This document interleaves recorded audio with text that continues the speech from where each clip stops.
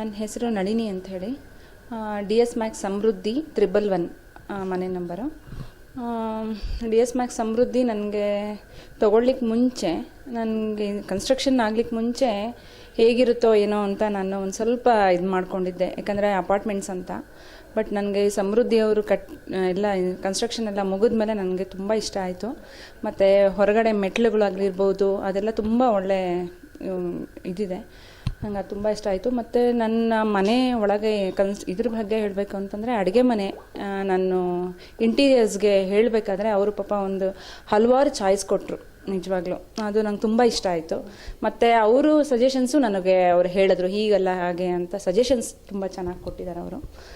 ಆಮೇಲೆ ಕಲ್ಲರು, ಯಾವ colour choose ಆಗುತ್ತೆ ಇದಕ್ಕೆ ಅಂತ ಹೇಳಿ ಅದನ್ನು ತುಂಬ ಇದು ಮಾಡಿದ್ರು ಅವರು. ಅದು ತುಂಬ ಇಷ್ಟ ಆಯಿತು ನನಗೆ. All the best. ಓಕೆ.